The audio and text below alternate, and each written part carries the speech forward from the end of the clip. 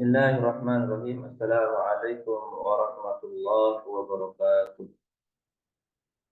Waalaikumsalam warahmatullahi wabarakatuh. Alhamdulillah. Alhamdulillahilladzi ahyana ba'dama amatana wa ilayhi nusyur. Asyhadu an la ilaha illallah wahdahu la syarika lah wa asyhadu anna Muhammadan abduhu wa rasuluh. Allahumma salli wa sallim على النبي الكريم نبي محمد صلى الله عليه وسلم وعلى آله وأصحابه ومن تبعهم بإحسان إلى يوم الدين. Alhamdulillah, puji dan syukur kepada Allah Subhanahu wa taala. Syukur atas segala limpahan rahmat dan karunia-Nya. Syukur atas nikmat hidayah, nikmat istiqamah, dan alhamdulillah di pagi hari ini Allah masih berikan kita umur panjang, masih memberikan kita menghirup udara segar pagi hari. Tentunya kita mulai dengan aktivitas mengaji yang insya Allah diberkahi oleh Allah Subhanahu wa taala. Salawat dan salam tak lupa kita sampaikan pada kasih mulia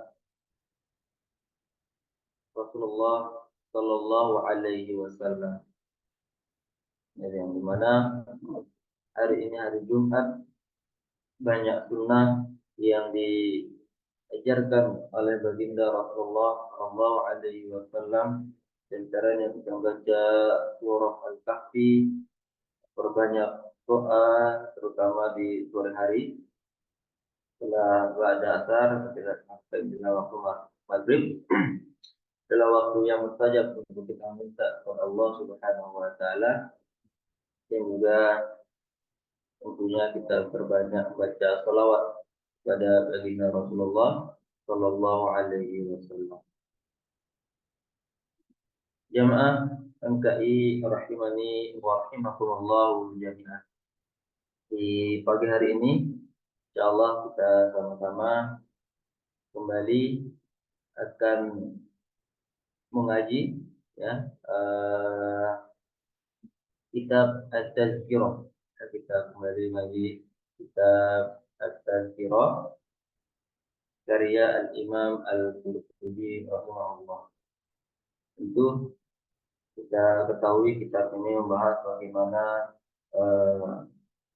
kematian, alam kubur, nikmat kubur, dan juga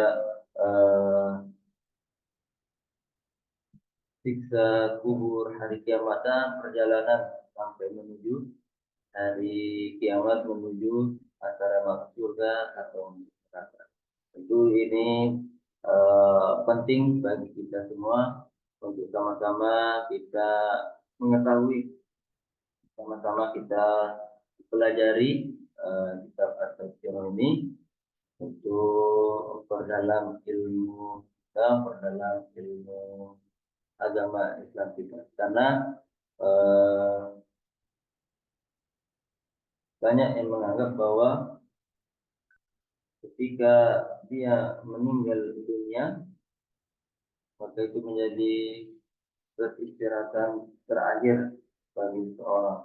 Namun bagi kita, seorang yang muslim, yang beriman kepada Allah dan hari kiamat, dan punya perkara yang baik, kita mengimani bahwa adanya siksa kubur, adanya nikmat kubur, dan kematian ataupun awal di alam kubur adalah perjalanan pertama fase kita untuk melanjutkan fase-fase berikutnya. Sebagaimana Nabi Shallallahu Alaihi Wasallam mengatakan, sungguhnya liang kubur adalah awal perjalanan akhirat. Jika seorang selamat dari siksaannya, maka perjalanan selanjutnya akan lebih. Namun jika ia tidak selamat dari siksaannya, maka selanjutnya akan lebih kejam. Tentu ini semua jika di alam kubur dengan pertanyaan-pertanyaan di alam kubur kita tidak bisa menjawab sebagaimana kita di dunia dengan mudah. Itu semua dengan amal ketaatan kita, dengan amal ibadah kita. Ya. Alhamdulillah kita sudah terhubung dengan Tuan Guru. Insyaallah pada hari ini sama-sama kita akan menyimak, sama-sama kita akan mendengarkan lanjutan dari kajian kitab At-Tadhkirah dari Imam Al-Qurtubi rahimahullah. Pada Tuan Guru kami persilakan.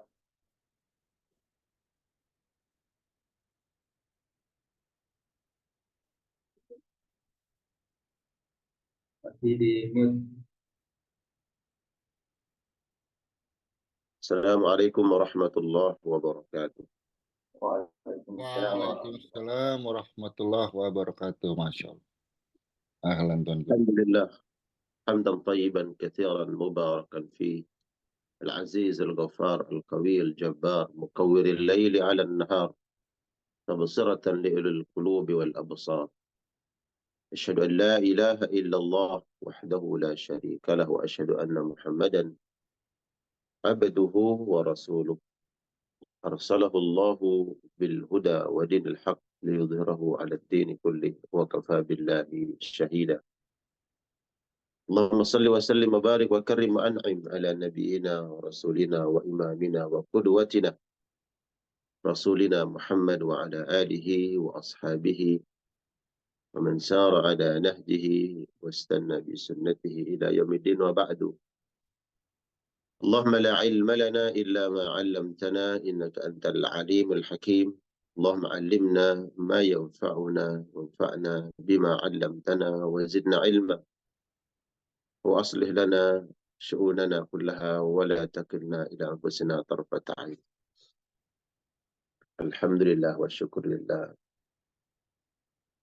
Bersyukur kepada Allah Subhanahu wa taala di pagi hari ini, di hari Jumat, hari yang Allah muliakan. Kita dimudahkan oleh Allah Subhanahu wa taala dalam ketaatan, amaliyah kemuliaan, hadir di majelis ilmu dengan niat tawasau bil haqqi wa tawasau bis sabr, saling menasihati dalam ketaatan dan saling menasihati dalam kesabaran. Semoga setiap usaha dan pengorbanan kita dalam ketaatan kepada Allah Subhanahu wa taala Allah catat ada timbangan hasanat kita, timbangan kebaikan kita yang moga-moga Allah redha dan menjadi penyebab kelak kita masuk ke dalam surganya Allah Subhanahu wa taala. Salawat salam kita sampaikan kepada Rasul yang mulia, qudwah hasanah, imam kita, nabi kita, rasul kita yang mulia Muhammad, dan untuk keluarga dan seluruh sahabat-sahabatnya. Salawat salam yang semoga menghantarkan kita kelak mendapatkan syafaat spesial sebagaimana sudah kita bahas dalam kitab ini, kitab At-Tadhkirah. Ada orang-orang yang kelak akan mendapatkan dan meraih kemuliaan di padang mahsyar, dukhulul jannah bighairi hisabin wala azab, yang diizinkan oleh Allah Subhanahu wa taala menjadi golongan pertama bersama para nabiyin, wasiddiqin, wasyuhada'i, wassalihin masuk surga tanpa dihisab amal-amalnya. Alhamdulillah wa syukurillah. Gimana kabarnya jamaah MKI? Alhamdulillah luar biasa Tuan Guru. Masya Allah, tabarakallah. Dari Hong Kong ada Bunda Yani, Bunda Yuria, Bunda Dini, Bunda Fauzana, Masya Allah, Bunda Irmi, Bunda Rima, semuanya. Bunda Nirwana, Masya Allah. Alhamdulillah. Alhamdulillah. Assalamualaikum Ustaz. Baik, pada pertemuan yang lalu kita membahas, mengkaji bab tentang mizan, bahwa Allah Subhanahu wa taala akan menimbang seluruh amal yang kita lakukan semasa hidup di dunia. Bagaimana bentuk daripada alat mizan tersebut, tentu kita mengimani keberadaannya dan bahwa amal-amal kita akan ditimpang pada sebuah tempat yang bernama mizan. Namun warnanya, bentuknya seperti apa, tentu itu bukan menjadi ranah kita untuk mengetahui secara rinci. Dan kalaupun kita berusaha bagaimana warnanya, bagaimana bentuknya, ya, timbangan itu apakah timbangan besi atau material yang lain, la yusminu wa la yughni min ju'. Kata para ulama, kalau sudah ditutup pintunya oleh Allah, nggak perlu kita melewati batas itu untuk mengetahuinya, maka sesungguhnya kalau kita berusaha untuk mengetahuinya pun tidak ada nilai manfaatnya. Ya. Jadi yang kita imani adalah bahwa ada nanti sebuah alat yang Allah ciptakan untuk menimbang amal-amal kita. Sebagian ada yang mengatakan pahala itu kan bukan berbentuk materi. Lalu bagaimana ditimbang? Ya. Sehingga kelompok ini tidak mengimani adanya mizan, gitu ya, adanya alat yang disiapkan oleh Allah Subhanahu wa taala untuk menimbang amal-amal manusia. Maka dijawab oleh ulama yang kelompok bahwa mizan itu ada. Allah kuasa ketika sesuatu yang bersifat non materi kemudian Allah rubah itu pahala yang non materi menjadi berbentuk materi, kemudian ditimbang oleh Allah Subhanahu wa taala.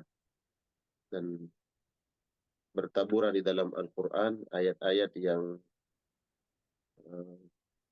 menyinggung tentang adanya mizan. Ya. Baik, di pagi hari ini kita akan lanjutkan pembahasan masih terkait mizan dari Ummul Mukminin radhiyallahu taala anha.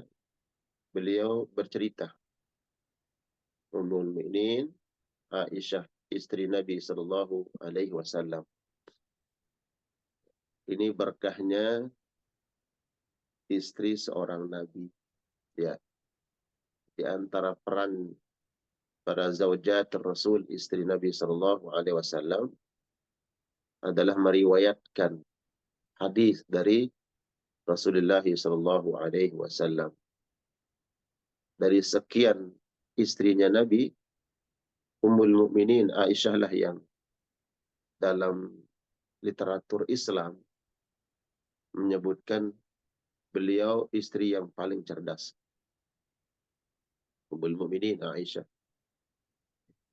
Bahkan para sahabat bila menghadapi kesulitan masalah hukum, ya, terutama hukum yang terkait dengan ilmu fikih, ya, rujukan pertama mereka adalah Ummul Mukminin Aisyah. Ketika beliau masih hidup, mereka akan datang kepada Aisyah, istri Nabi sallallahu alaihi wasallam, bertanya tentang hukum. Nah, ini salah satu berkah daripada istri Rasulullah sallallahu alaihi wasallam, Ummul Mukminin, ya, Aisyah, kemudian istri beliau yang lain meriwayatkan hadis. Ya.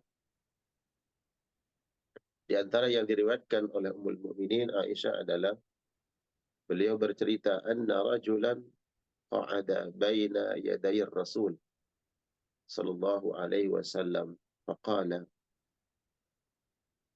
Diceritakan oleh beliau bahwa ada seorang laki-laki datang menemui Nabi dan duduk di samping Nabi sallallahu alaihi wasallam. seraya laki-laki ini bertanya kepada Nabi, "Ya Rasulullah, innali mamlukin." Aku punya beberapa budak. Ya, jadi sepertinya sahabat ini orang kaya, ya, orang kaya yang memiliki beberapa hamba sahaya. Tentu kita paham, satu hamba sahaya saja itu sesuatu yang mahal, ya, sesuatu yang mahal. Dan dia bercerita, saya punya mamlukin. Kata mamlukin jamak, ya. Kata mamluk, budak. Dia menceritakan yukadzibunani, hanya saja budakku ini banyak bohongnya. Ya, disuruh ini, ya dikerjain lain.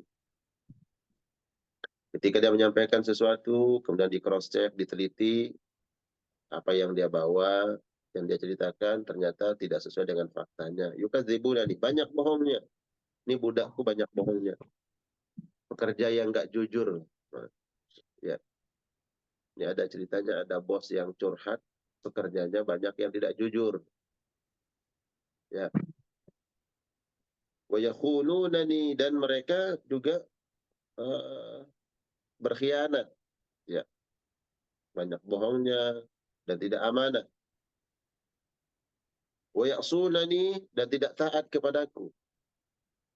Kalau disuruh melakukan sesuatu, kadang iya, tapi dia dikerjakan. Ya. Kira-kira kalau bos seperti ini, ya, punya pekerja, punya anak buah seperti ini, kira-kira kecewa nggak? Marah nggak? Ya, kecewa, Marah nggak? Pak. Iya, Kecewa dong.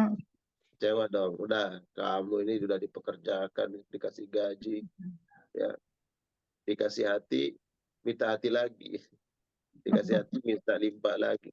Ya udah, nih dia marah lah ceritanya nih sahabat. Ini budak-budakku ini banyak bohong, kemudian nggak jujur, dia nggak amanah, kemudian kalau disuruh, ya, nggak patuh gitu. Wa ashtumuhum, kemudian sekali waktu aku bentak dan syatam itu, ya, caci maki. Ya, syatmun itu, mohon maaf nih kalau kita berkata kasar itu, ya, itu disebut dengan syatam. Dalam sebuah hadis disebutkan, ya, qad syatama hadza wa daraba hadza wa qadhaba hadza. Pernah aku mencaci makinya. Ya. Wa adribuhum, juga aku pernah pukul.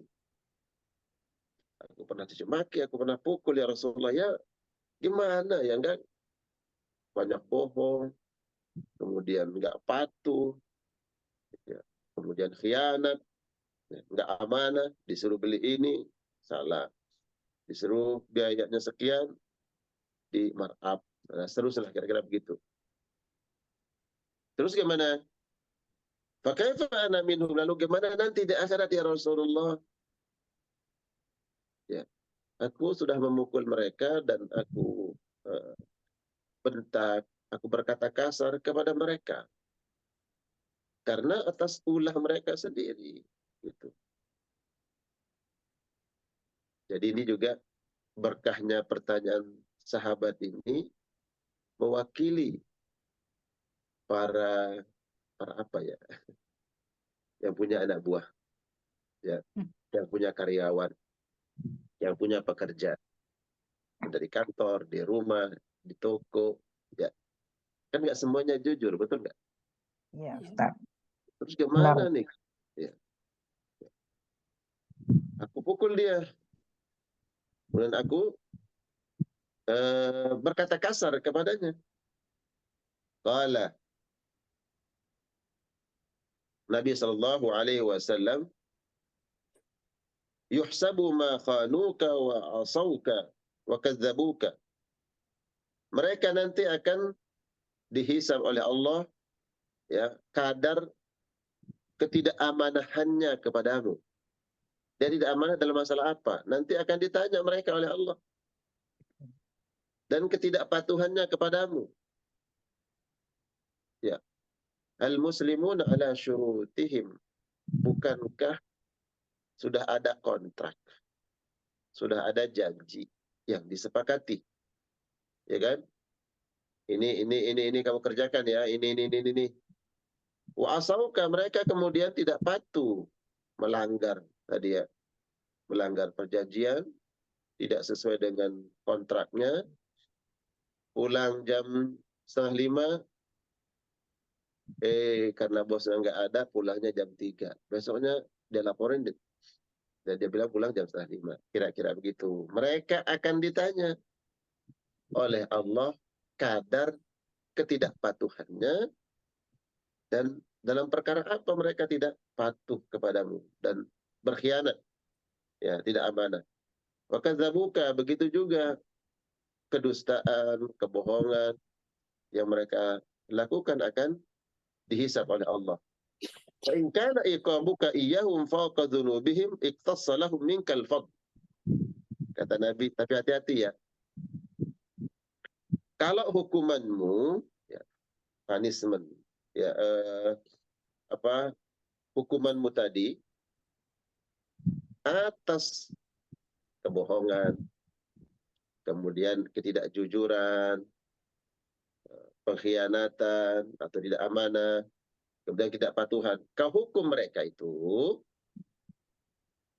fawqa dzunubihim. Kalau ditimbang, ditakar ya, ternyata hukumanmu itu tidak apa ya, tidak sewajarnya, tidak sewajar dengan kebohongannya, ketidakαμanahannya. Ya.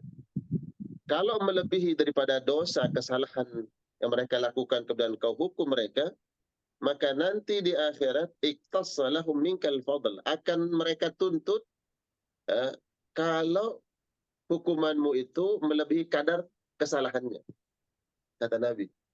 Nah sekarang kan kita kadang sulit Gimana mengukurnya? menakar, ya kan, menakar kadar hukuman yang kita berikan ini sesuai nggak dengan kesalahannya, ya kan? Bagi yang menghukum, katanya ya ini hukuman yang tepat, bagi yang hukum berlebihan. Nah lalu bagaimana meletakkan perkara ini, ya kan? Yang menghukum mengatakan hukuman yang sepadan, yang setimpal adalah yang ini nih, ya. Yang dihukum mengatakan kita baru begitu doang, hukumannya udah kayak diazab gitu. Ya. Kita membela yang menghukum, kita mengkerdilkan yang dihukum. Kita membela yang dihukum, seolah-olah yang menghukum diabaikan haknya. Masya Allah. Istabdi qalbah. Lalu bagaimana kalau kita bingung, ya, susah untuk mendiagnosa mana hukuman yang kadar yang tepat? Kata Nabi, tanya hakim yang paling baik, yang menentukan. Apa itu? Hatimu. Istabdi qalbak, tanya hatimu. Udah, itu menjadi tolak ukurnya. Ya, tolak ukur. Ya. Ada yang lelet, kemudian kita bentak, kau nih gimana sih? Umpamanya. Kemudian, dengan kadar itu tanyalah, kira-kira marah saya, kemudian hukuman ini sepadan nggak dengan kesalahannya? Jangan membela diri. Kalau membela diri kan pakai lisan. Al-yawma nakhtimu ala afwahim wa tukallimuna aydihim. Ya kalau membela diri dengan lisan, ya semua orang pasti akan membela diri. Tapi coba Al-Quran hadir menjadi peringatan bagi hati yang masih hidup, ya kan? Nah, kita ini kan hatinya masih hidup. Iya. Tanya hati nurani kira-kira. Nah, nanti kalau sudah selesai marah, selesai menghukum, kemudian kita merenung sejenak, kayaknya berlebihan ya. Berarti kok berlebihan? Kayaknya berlebihan ya. Ya. Satu kali kesalahan, berikan nasihat. Dia ulangi kesalahan itu, SP2. Dia lakukan kesalahan lagi, SP3. Dia salah lagi, Pecat. salah lagi, SP50. Kamu Pecat. ingat? Kalau sabar, ya sampai SP, ada nggak SP50? SP3, oh out. Ya. Ya. Jadi bahwa nanti akan dihitung tuh, akan dihisab, ya. Semua yang kita lakukan, pernah menzalimi orang, mengambil hak orang lain. Kalau ini mamlukin, budak ini akan dihisab nanti amalnya. Kau tidak pernah dulu tidak jujur, mengambil hak tuanmu, kau tidak patuh, mestinya kau sebagai mamluk, ya, hamba saya, ya taat kepada tuannya. Qala, ya subhanallah, ini contoh hati yang hidup, ya. Bagaimana sahabat itu tidak peduli kalau seandainya dia rugi di dunia, atau dia memberikan hak orang lain melebihi daripada haknya. Jangan sampai dia justru mengambil hak orang lain, tapi dia memberikan hak orang. Ya, bahkan melebihi daripada haknya. Di situ ada kebaikan-kebaikannya. Coba dilihat. Setelah Nabi mengatakan, kalau kau mau menghukum mereka melebihi daripada kadar kesalahannya,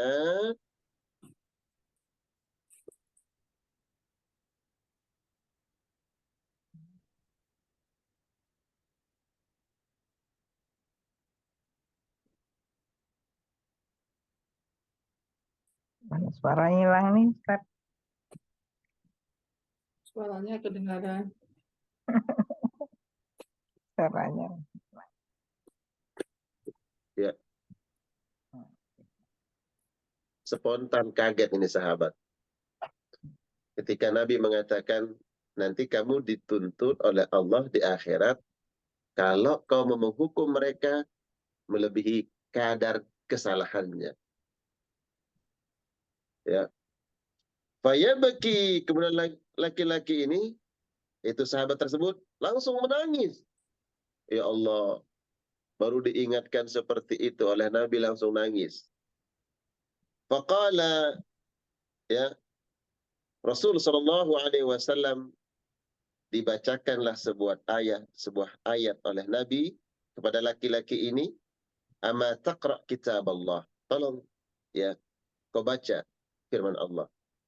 Tidakkah kau membaca firman Allah Subhanahu wa taala, wa nada'ul mawazin al-qistah liyaumil qiyamah fala tuzlamu nafsun syai'an.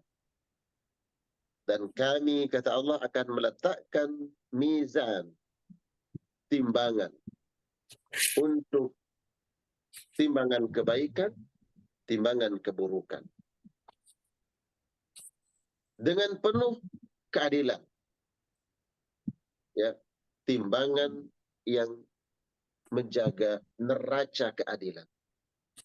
Ya, penuh keadilan, tidak ada yang dizalimi. Liyaumil qiyamah, pada hari kiamat nanti. Fala tuzlamu nafsun syai'a. Di hari itu tidak ada satu orang pun yang tidak mendapatkan haknya, dan tidak ada satu orang pun yang dihukum melebihi kadar kesalahannya. Ya. Kebaikan akan disempurnakan, dia akan mendapatkan timbangan kebaikan. Kau pernah melakukan sesuatu sekecil apapun, akan diletakkan pada timbangan kebaikannya. Tidak ada kebaikan yang dikurangi.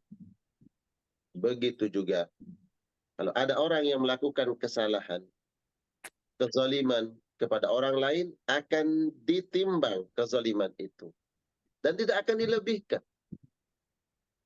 Ya, tidak akan dilebihkan kezaliman yang dia lakukan, ya, akan dibalas oleh Allah sesuai dengan kadar kezalimannya. Ini makna daripada fala tuzlamu nafsun syai'an. Faqala ar-rajul, kemudian laki-laki ini berkata, wallahi ya Rasulullah, ma ajidu li wa li haula'i syai'an khairan min mufaraqatihim. Ushhiduka annahum ahrar kulluhum. Ya Rasulullah, aku tidak mendapatkan sesuatu kebaikan sekecil apapun, ya, melebihi daripada aku memerdekakan mereka. Maka persaksikanlah ya Rasulullah, aku merdekakan mereka semuanya. Allah karim. Laki-laki ini, ya, karena khawatir bahwa dia menghukum, dia memukul, dia membentak, ya, berkata kasar kepada budak-budaknya, dia khawatir kadar hukuman itu melebihi daripada kesalahannya.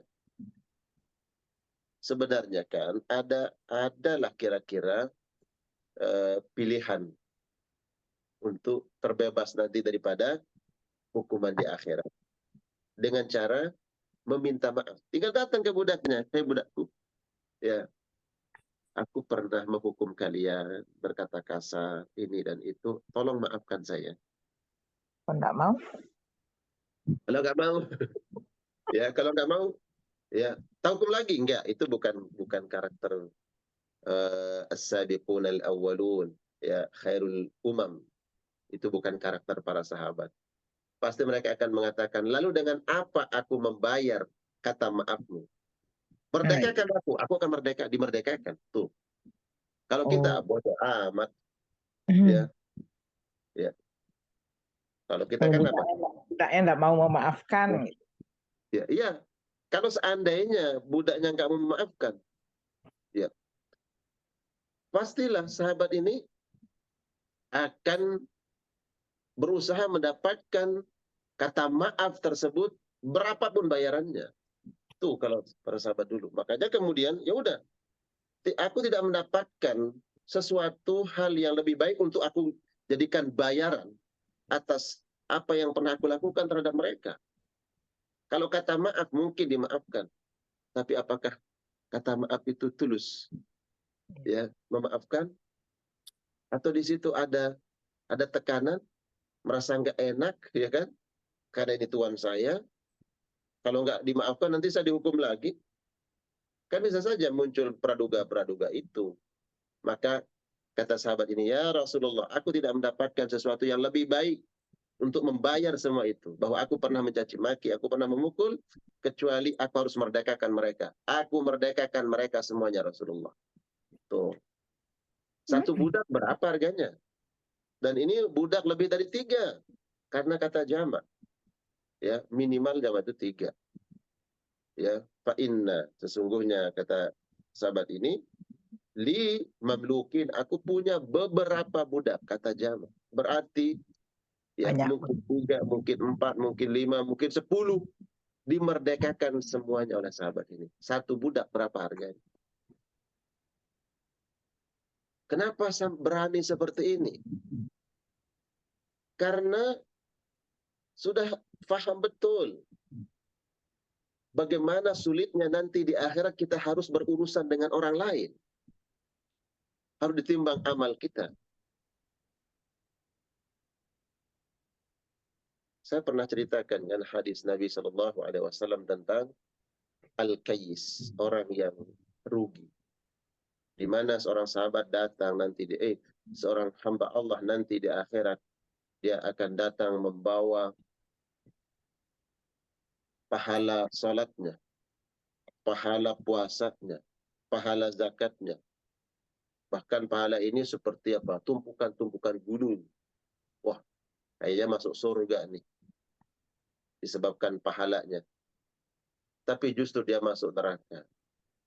Dia merugi karena pernah mencaci maki orang, pernah memukul orang, pernah mengambil hak orang lain, menzalimi, dan.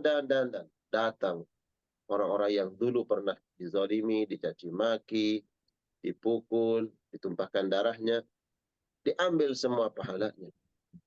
Yang tersisa adalah dosa. Kemudian dosa orang-orang lain yang pernah dia zalimi dilimpahkan kepada dia, kemudian dia memikul dosa yang sangat besar, dilemparkan ke dalam neraka. Nah, mereka ini sahabat paham beratnya nanti, ya, perhitungan timbangan amal di akhirat, sehingga memilih sikap bahwa saya ingin terbebas dari tuntutan nanti di akhirat. Ya. Dengan memerdekakan, ya, memerdekakan budak-budaknya. Ushiduka ya Rasulullah annahum ahrar. Aku persaksikan kepadamu ya Rasulullah bahwa mereka semua budak-budakku aku merdekakan, ya. Dimerdekakan budak-budak tersebut. Kemudian dari tabi'in Ibnu Munabbih, ya, fi qaulihi ta'ala, Ibnu Munabbih berkata bahwa firman Allah Subhanahu wa taala, wa nada'ul mawazin al-qista li yaumil qiyamah. Beliau mengomentari, ya, Ibnu Munabbih mengomentari ayat ini, beliau mengatakan innama yuzanu minal a'mali akhawatimaha, ya. Sesungguhnya akan ditimbang daripada amal-amal nanti, ya. Timbangan yang paling menentukan adalah amal kita yang terakhir. Ya. Ini yang paling menentukan. Yang paling menentukan timbangan amal nanti di akhirat itu adalah amalan kita yang terakhir. Maksudnya terakhir apa? Menjelang seseorang akan meninggal dunia, ada kebaikan-kebaikan yang dia lakukan. Dia menutup usianya dengan amal soleh. Inilah yang sangat menentukan timbangan amal nanti di akhirat. Ya. Hanya kemudian kita mendapatkan hadis Nabi SAW tentang al-a'malu bi khawatimiha, ya. Amal-amal itu tergantung di akhirnya. Ada orang yang melakukan amal saleh, amal ketaatan, tapi di penghujung hayatnya dia melakukan amalan ahlun nar, maka bisa saja dia mengantarkan hamba tersebut masuk ke dalam Neraka. naudzubillah. Nauzubillah. Atau sebaliknya, kita melihat ada orang-orang yang melakukan amalan min ahli nar, perbuatan yang menghantarkan seseorang ke dalam neraka. Tapi di penghujung kehidupannya, di akhir hayatnya dia melakukan amalan-amalan ahlul jannah, amalan ahli surga di akhir hayatnya. Kemudian Allah redha dengan apa yang dia lakukan, maka kemudian Allah akan masukkan ke dalam surganya. Jadi kata Ibnu Munabbih terkait dengan ayat ini, ada isyarat dari Allah Subhanahu wa taala agar kita menjaga amal-amal baik, ya. Harus continue, harus istiqamah, karena tidak ada yang tahu kapan dia akan meninggal dunia. Kalau seandainya kita tahu waktu kita akan meninggal dunia, pastilah kita kemudian akan berusaha mengatur bahwa sebelum meninggal dunia kita akan melakukan amal saleh, amal ketaatan.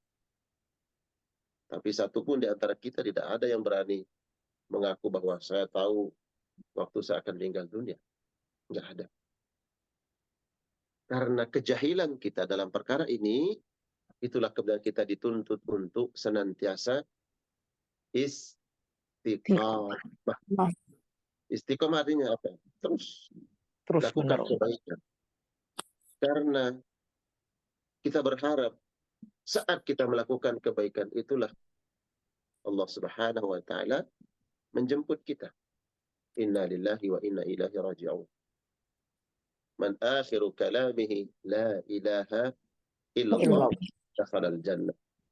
Siapa yang menutup usianya dengan kalimat la ilaha illallah, berarti ini husnul khatimah, di akhir hayatnya dimudahkan oleh Allah untuk mengucapkan kalimat tauhid la ilaha illallah, maka bayarannya dakhalal jannah, dia akan masuk surga.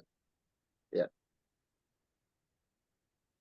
Ibnu Mudabbih mengatakan apa? Innama yuzanu minal a'mali khawatimiha. Ya. Sungguhnya amal-amal itu akan ditimbang, dan yang sangat menentukan timbangan itu adalah amal-amal kita yang terakhir. Wa idza arada Allah bi 'abdin khairan, kata Ibnu Munabbih, apabila Allah menghendaki kebaikan untuk seorang hamba, khatama lahu bi khairin, maka Allah akan tutup usia hamba tersebut dengan kebaikan. Wa idza arada Allah bihi syarran, apabila Allah menghendaki keburukan untuk seorang hamba, khatama lahu bi syarrin, ya, amal bi syarri amalihi, ya. Maka Allah akan menutup usia hamba tersebut dengan kebaikan, dengan keburukan yang dia lakukan. Ya. Nah, ini pentingnya kita istiqamah, jamaah sekalian Allah muliakan, agar kita meraih husnul khatimah. Karena amalan kita yang terakhir ini yang sangat menentukan nanti mizan itu. Ya. Ini yang menentukan apakah di mizan itu nanti berat timbangan amal baik atau amal buruk. Ya. Amal yang terakhir itulah yang sangat menentukan. Ya. Lalu apa yang harus kita lakukan agar mendapatkan husnul khatimah? Ini yang penting, jamaah. Apa yang harus kita lakukan? Ya. Yang pertama adalah ya, selalu menjaga ketakwaan kepada Allah Subhanahu wa ta'ala. Jaga ketakwaan kita. Ittaqillaha haitsuma kunta. Bertakwalah engkau dimanapun kau berada. Ya. Karena kita tidak tahu di mana kita berada, di mana kita akan meninggal dunia. Ya. Dalam keadaan seperti apa kita akan meninggal, tidak ada yang tahu. Maka bertakwalah kapan saja dan di mana saja. Nilai-nilai takwa itu harus mewarnai setiap ucapan, setiap perbuatan kita, dimanapun. Bukan hanya di masjid, bahkan di kantor, bahkan di perjalanan, bersama siapapun, dalam keadaan apapun, dalam kesendirian, dalam kesunyian, dalam keramaian, nilai-nilai takwa harus ada. Ya. Untuk meraih husnul khatimah, maka pertama jagalah ketakwaan kita kepada Allah, dan itu wasiat Allah dalam Al-Quran. Kita banyak menemukan wasiat-wasiat Allah dalam Al-Quran. Di antara wasiat Allah adalah wala tamutunna illa wa antum muslimun. Jangan sekali-kali kalian meninggalkan dunia ini melainkan dalam keadaan muslim, tunduk patuh. Ketundukan dan kepatuhan kita ini adalah bentuk nilai-nilai takwa kepada Allah Subhanahu wa ta'ala. Kedua, disebutkan oleh para ulama, agar kita meraih husnul khatimah, banyak-banyaklah mengingat kematian. Ya, tadi takwa itu mengingat Allah, sekarang perbanyaklah mengingat diri kita. Hakikat diri kita ini siapa? Kita makhluk, kita tamu di sini. Dunia bukan tempat kita tinggal, tapi tempat kita meninggal. Jadi banyak-banyaklah mengingat kematian, sehingga kita tidak terlena dengan dunia. Kalau kita banyak mengingat kematian, seolah-olah kematian itu akan datang kepada kita esok hari, maka hari ini kita mempersiapkan diri. Mengingat kematian yang produktif dalam kebaikan, bukan dihantui oleh kematian kemudian tampu gelisah, bukan. Itu setan. Ya, mengingat kematian yang melahirkan amal saleh. Kesiapan kita setiap waktu, setiap saat untuk kembali kepada Allah Subhanahu wa ta'ala. Jadi berpesan, wasiat Nabi, aktsiru min dzikri hadhimil ladzat, perbanyaklah kalian mengingat kematian. Ya, ini untuk meraih husnul khatimah. Karena husnul khatimah sangat menentukan mizan. Yang ketiga, ya, tidak lupa untuk senantiasa bertaubat kepada Allah Subhanahu wa ta'ala. Ya, jangan sampai kita meninggal dunia kita membawa dosa. Ya, kullu mauludin yuladu 'alal fitrah. Kita hadir di dunia ini tidak membawa apa-apa. Pakaian, kita tidak membawa pakaian. Ilmu, kita lahir dalam keadaan bodoh. Begitu juga kita hadir dalam keadaan suci. Tidak ada setitik noda dosa pun yang kita bawa. Ya. Bahkan anak yang lahir dari zina pun tidak ada dosa yang dia bawa. Ya. Wala taziru waziratun wizra ukhra. Anak yang lahir dari dosa zina, dia enggak membawa dosa. Dia enggak mewarisi dosa orang tuanya. Nah, kalau Allah hadirkan kita di atas dunia ini dengan fitrah, dengan dalam keadaan suci, tanpa membawa dosa dan kemaksiatan, ini sebuah pembelajaran, ya, nasihat bahwa kita pun sejatinya kembali kepada Allah sebagaimana kita datang. kita datang ke dunia bersih, suci, tidak membawa dosa, maka kembalilah kepada zat yang maha suci pun kau membawa kesucian, tidak membawa dosa dan maksiat. Banyak-banyak mengingat Allah, kemudian bertaubat kepada Allah karena tidak tahu. Mungkin hari ini ada dosa yang kita lakukan baik sengaja atau tidak sengaja. Di sini hari ini ada maksiat yang kita lakukan baik lewat lisan, lewat pendengaran, lewat penglihatan, anggota tubuh yang lainnya, bahkan maksiat lewat hati. Bertaubat kepada Allah Subhanahu wa taala. Kalau ada kaitan dengan manusia, coba nih sebagai teladan, sebagai contoh, bagaimana seorang sahabat datang kepada Nabi, "Ya Rasulullah, aku punya salah terhadap orang lain. Apa yang harus aku lakukan?" Tapi dia merdekakan budaknya, ya kan? Jadi kalau ada kesalahan, kekhilafan yang ada kaitannya dengan orang lain, maka minta maaf, bayar kesalahan itu. Ya Roh, diajarkan oleh para ulama, saya pernah menggibah orang lain, kemudian mereka sudah meninggal dunia. Bagaimana cara meminta maafnya? Berdoa untuk orang yang pernah kita berbuat salah kepada mereka. Kalau ada orang yang sudah meninggal dunia yang kita pernah punya kesalahan, ya, yang bersifat non materi, mungkin kesalahan kita pernah ngata-ngatain, pernah ini dan itu, maka untuk menebusnya doakan yang bersangkutan, ya, doakan agar Allah jadikan kuburnya taman-taman surga, Allah jadikan surga tempat kembalinya, bertemu dengan para nabi, para siddiqin, wa syuhada'i wa sholihin. Ya, ini taubatan nasuha, taubat yang diajarkan oleh Nabi Sallallahu Alaihi Wasallam dan disampaikan oleh Imam An-Nawawi dalam kitab Riyadhus Shalihin. Untuk meraih husnul khatimah, perbanyak taubat, perbanyak istighfar. Astaghfirullahaladzim. Lihatlah dosa kecil seperti gunung besar yang akan menimpa kita, sehingga kita tidak meremehkan dosa kecil. Ya, jangan melihat kebaikan, ya, sesuatu yang diremehkan. Lihatlah kebaikan sekecil apapun bernilai. Ya, mudah kita melakukan kebaikan, kemudian memperbanyak istighfar. Man lazamal istighfara fala dzamba lahu. Siapa yang melazimkan astaghfirullahalazim wa atubu ilaihi, dia lazimkan ini, ya, dosa-dosanya kepada Allah, la dzamba lahu, seperti orang yang tidak punya dosa, dosanya dengan Allah, karena dia betul-betul istighfar, betul-betul minta ampun, ya. Kemudian agar kita meraih husnul khatimah, jangan lupa untuk meminta kepada Allah, karena ini merupakan haknya Allah. Innallaha yahdi man yasha wa yudhillu man yasha. Allah lah yang berkehendak untuk memberikan hidayah kepada orang yang dia kehendaki dan menyesatkan orang yang dia kehendaki.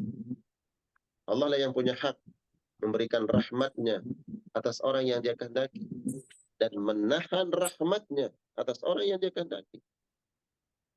Si fulan diberikan rahmat atas hak Allah, atas kehendak Allah. Si fulan, ya, tertahan rahmat Allah. Allah tidak berikan rahmat untuknya. Itu haknya Allah. Maka di antara rahmat Allah, kebaikan Allah adalah Allah anugerahkan husnul khatimah. Nah, itu kebaikan Allah, itu rahmat Allah Subhanahu wa taala. Karena dia yang memiliki husnul khatimah, maka mintalah kepada dia, Allah Subhanahu wa taala. Dan para nabi kita temukan dalam Al-Qur'an, di antara yang mereka minta itu adalah ya tadi husnul khatimah. Apa doanya Nabi Yusuf? Tawaffani muslima wa alhiqni bis salihin. Ya, itu amalkan tuh. Ya, doanya Nabi Yusuf itu tercantum di dalam surat Yusuf ayat 101. Tawaffani muslima, ya Allah wafatkan aku dalam keadaan muslim. Artinya dalam ketundukan, kepatuhan, keikhlasan, keredaan kepadamu. Ya. Patuh terhadap perintahmu, tunduk terhadap ketetapanmu. Ini doanya Nabi Yusuf. Jadi agar kita meraih husnul khatimah, maka mintalah kepada Allah Subhanahu wa taala sebagaimana para nabi meminta husnul khatimah. Contohnya doa Nabi Yusuf alaihissalam, tawaffani muslimah, ya Allah wafatkan aku dalam keadaan muslim. Itu betul husnul khatimah. Wa alhiqni bis salihin, dan pertemukan aku dan orang-orang yang saleh nanti di akhirat.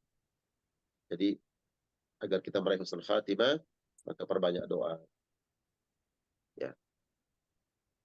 Kemudian yang terakhir disebutkan oleh para ulama, agar kita meraih husnul khatimah itu perlu kemudian kita berbaik sangka kepada Allah, berbaik sangka, ya, husnuzan kepada Allah Subhanahu wa taala. Ya. Nabi SAW mengatakan, la tamutunna ahadukum wa huwa yuhsinu dzan billah. Janganlah kalian meninggal dunia melainkan dalam keadaan kalian akan meninggal itu dalam keadaan sakratul maut, melainkan mereka berbaik sangka kepada Allah. Ya. Agar kita husnul khatimah, berbaik sangka kepada Allah Subhanahu wa taala. Ya.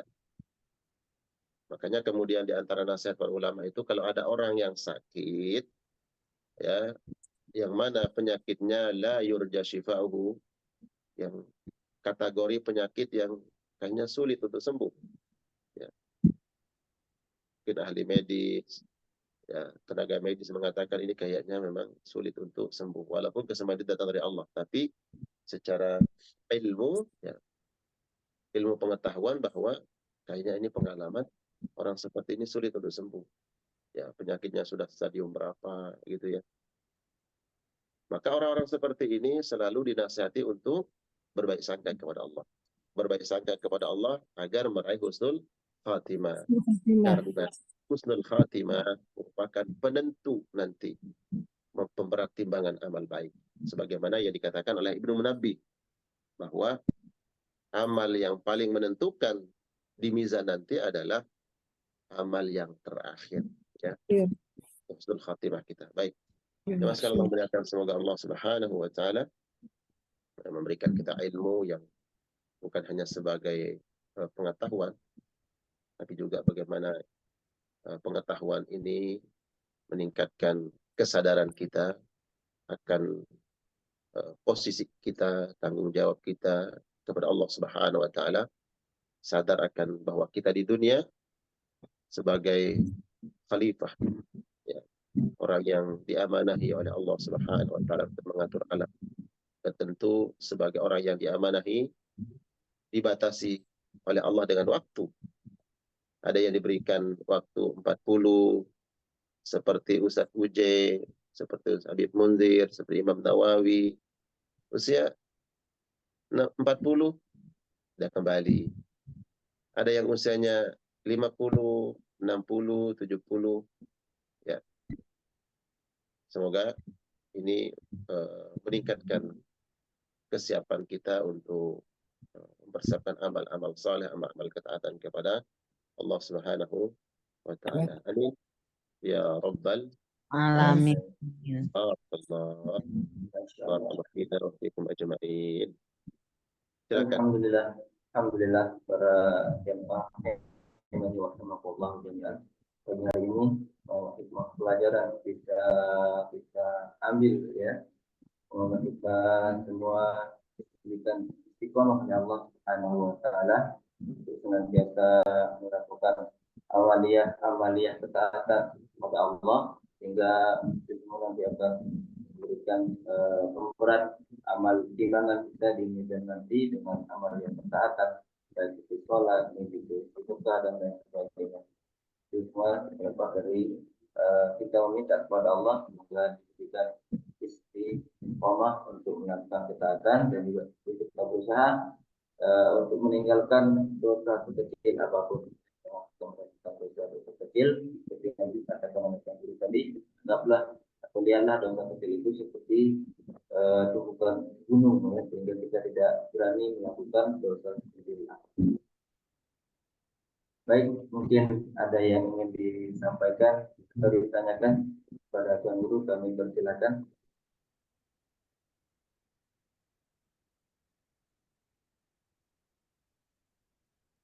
Masya Allah. Silakan, ada yang mau ditanyakan?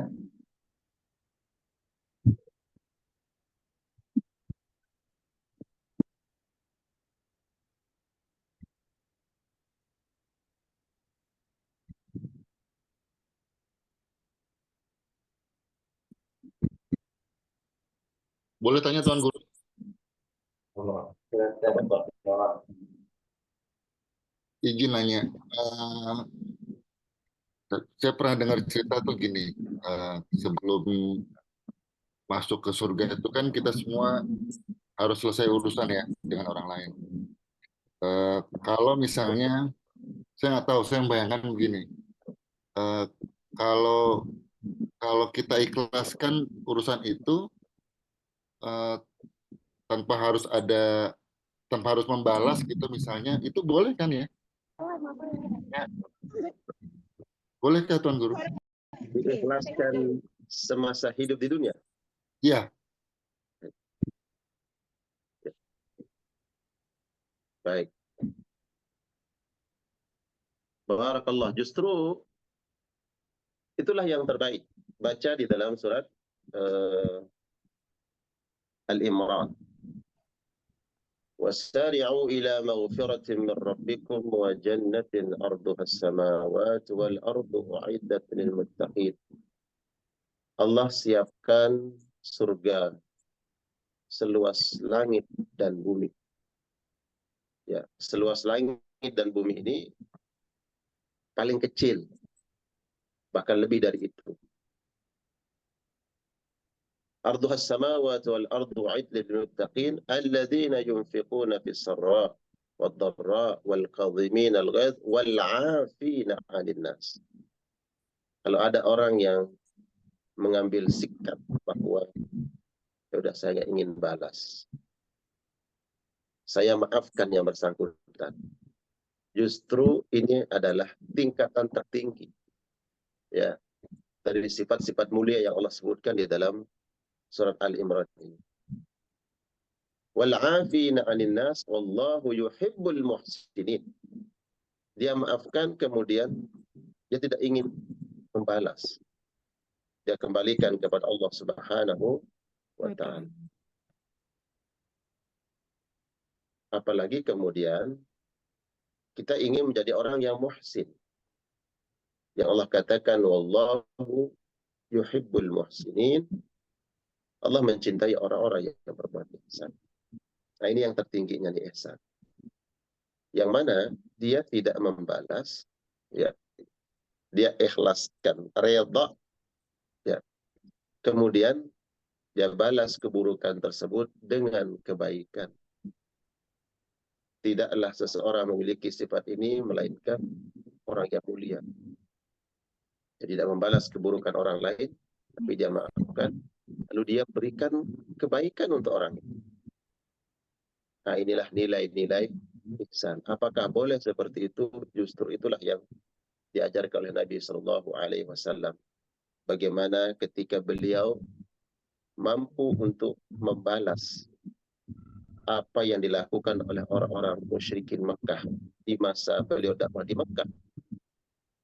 Nabi Shallallahu Alaihi Wasallam kemudian menaklukkan kota Mekah. Ya, kekuasaan, kekuatan ada pada diri Nabi Shallallahu Alaihi Wasallam. Nabi mampu untuk menghukum, membalas keburukan orang-orang Mekah dulu dalam bentuk qisas, ya, qisas. Bukan membalas melebihi kadarnya, tapi qisas. Karena mereka menyakiti Allah dan Rasulnya. Maka ada qisas dalam Islam. Tapi Nabi tidak memilih itu. Justru Nabi mengatakan, La aqulu illa kama qala Yusuf alaihi salam. Aku tidak akan mengatakan sesuatu apapun kecuali ya aku akan mengatakan apa yang dikatakan oleh Yusuf terhadap saudara-saudaranya. La tathriba alaikumul yaum. Hari ini aku tidak ingin menuntut kalian. Hari ini aku tidak akan membalas kalian. Idhabu wa antum mutlaqa. Silakan kalian bebas semua. Nah, itulah nilai keluhuran yang ada pada dalam diri Nabi Shallallahu Alaihi Wasallam. Itu merupakan nilai-nilai mulia dalam Islam. Kalau ada mampu seperti itu, maka insya Allah jaminannya mendapatkan surga Allah Subhanahu wa Ta'ala. Berat tidak untuk meraih surga? Berat. Ya. Berat kalau kita melihat memaafkan itu berat. memaafkan itu sulit. Mudah tidak meraih surga yang seluas langit dan bumi? Mudah bagi mereka yang hatinya lapang. Mudah untuk memaafkan orang lain. Dan ini udah menggenggam surga tuh. Kata Allah dalam Al-Quran, wasari'u ila magfiratin min rabbikum wa jannatin arduha as-samawati wal ard. Ya. Kemudian disebutkan di situ wal afina 'anil nas, orang yang mampu memaafkan orang lain. Ya. Saya begini, pertanyaan Pak Selo tadi, sebenarnya kalau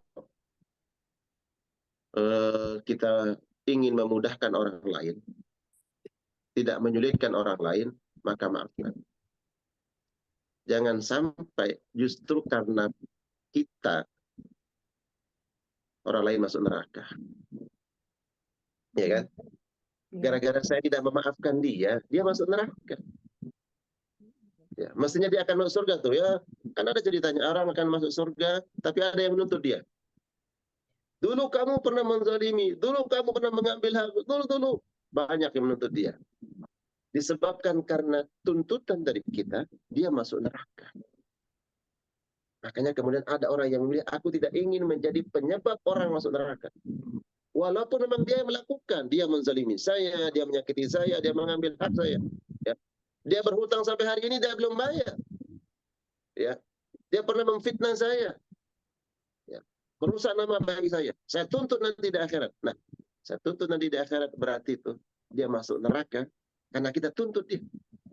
Kalau ada orang yang mengambil sikap, udah, saya tidak ingin menjadi penyebab seseorang masuk neraka, udah maafkan saja. Ya.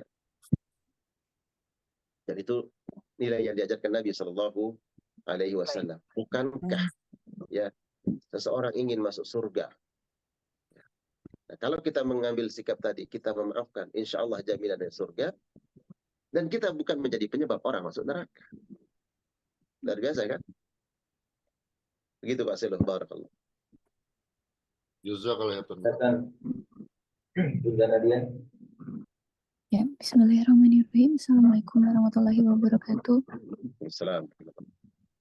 Tuan Guru, kan kata sebuah hadis yang meninggal di tanah suci itu tidak akan dihisap dan akan masuk surga. Itu gimana penjelasannya, Tuan Guru? Baik, Terima barakallah. kasih. Ada orang-orang yang akan mendapatkan syafaat Nabi Sallallahu Alaihi Wasallam dan dijamin oleh Nabi.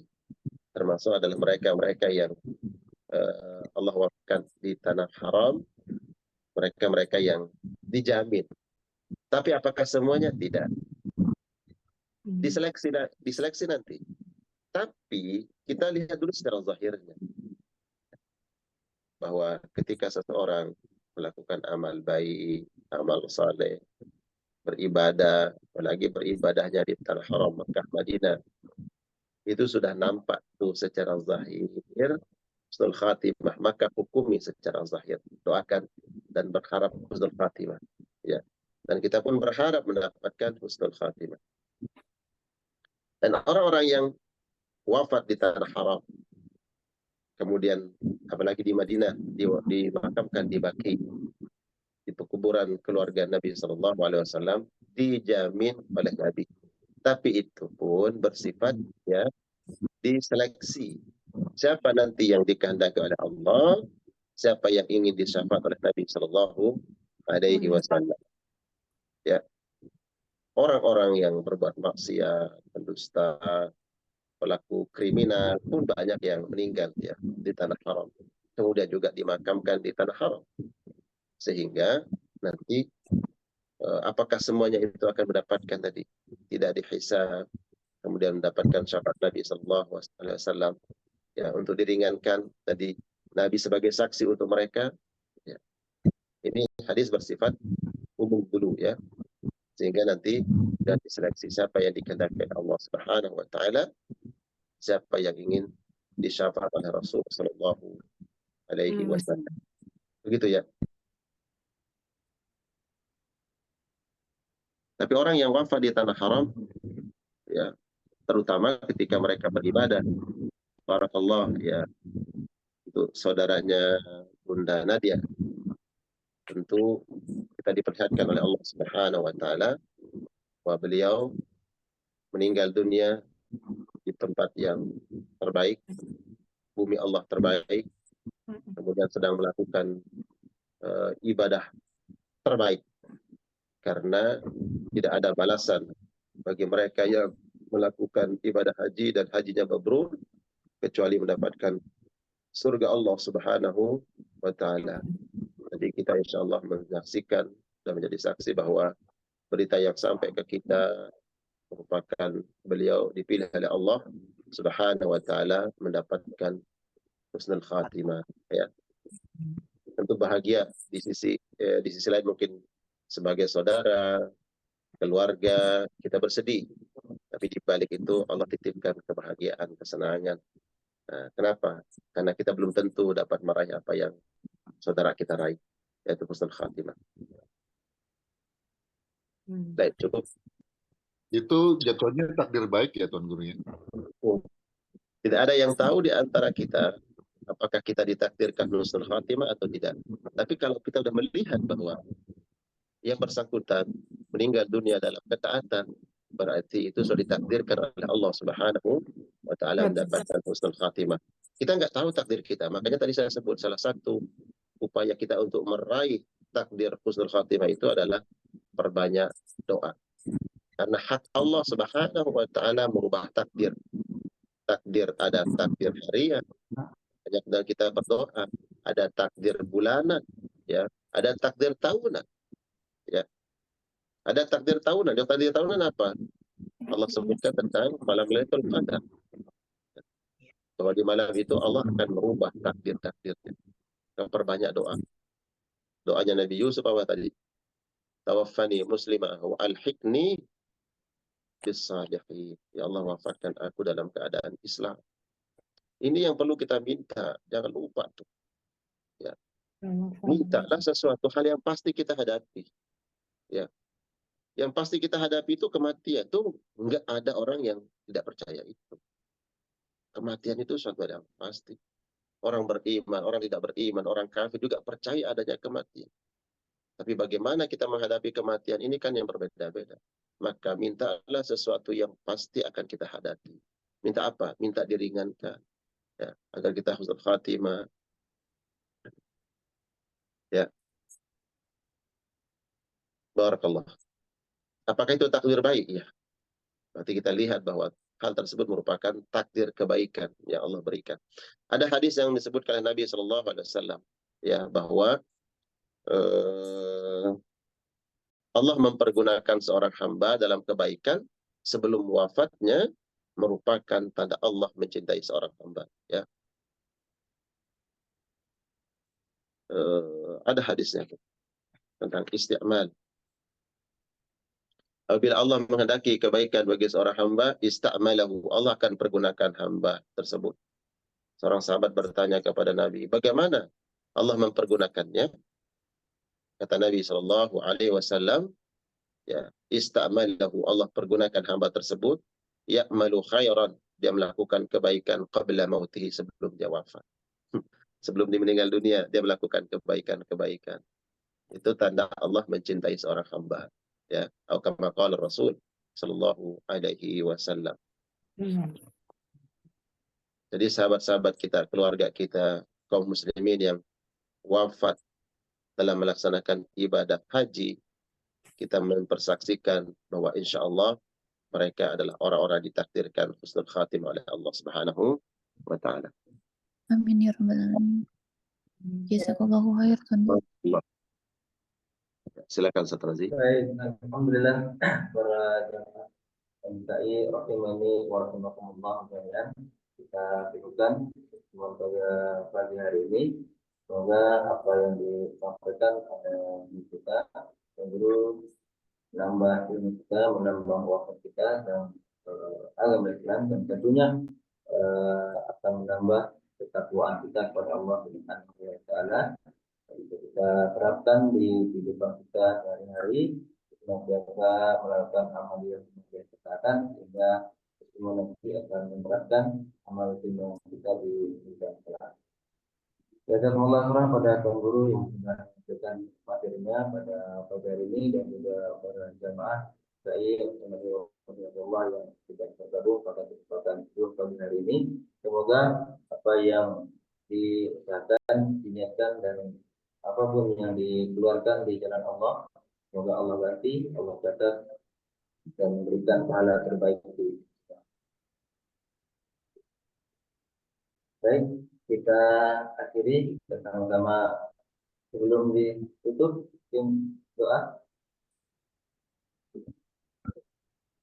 أعوذ بالله السميع العليم من الشيطان الرجيم بسم الله الرحمن الرحيم الحمد لله رب العالمين حمدا يوافي نعمه ويكافئ مزيدا يا ربنا لك الحمد كما ينبغي لجلال وجهك وعظيم سلطانك اللهم صل وسلم وبارك على محمد وعلى آل محمد اللهم إنا نسألك الهدى والتقى والعفاف والغنى اللهم إنا على ذكرك وشكرك وحسن عبادتك آمين. اللهم اغفر لنا ذنوبنا ولوالدينا وارحمنا وارحمهم كما ربونا صغارا لجميع المسلمين والمسلمات المؤمنين والمؤمنات من مشارق الأرض إلى مغاربها آمين. اللهم إنا نسألك حسن الخاتمة آمين. اللهم إنا نسألك حسن الخاتمة اللهم آمين. إنا نسألك حسن الخاتمة يا آمين. مولانا يا رب العرش العظيم اللهم إنا نسألك الرضا اللهم إنا نسألك الرضا اللهم إنا نسألك الرضا رضاك والجنة رضاك والجنة رضاك والجنة آمين يا رب العالمين. اللهم اجعل القرآن قلوبنا ضياء ولأبصارنا جلاء ولأمراضنا دواء ولذنوبنا ممحصا للنار وعن النار مخلصا يا رب العالمين ربنا آتنا في الدنيا حسنة وفي الآخرة حسنة وقنا عذاب النار بفضلك سبحان ربك رب العزة عما يصفون سلام على المرسلين والحمد لله رب العالمين بارك الله fina wa fikum ajma'in para jamaah sekalian. Semoga Allah Subhanahu wa taala tetapkan kesehatan, keberkahan untuk kita semua dan Allah kuatkan iman dan takwa kita. Semoga kita meraih husnul khatimah insyaallah taala. Perbanyak minta husnul khatimah. Amin. Undur diri. Syukran lakum. Assalamualaikum warahmatullahi wabarakatuh. Assalamualaikum warahmatullahi wabarakatuh. Baik, secara bersama kita tutup kajian pagi hari ini dengan melafazkan doa majelis. Subhanakallahumma wa bihamdika asyhadu an la ilaha illa anta astaghfiruka wa atubu ilaik. Assalamualaikum warahmatullahi wabarakatuh. Waalaikumsalam warahmatullahi wabarakatuh. اللهم ارحمنا بالقرآن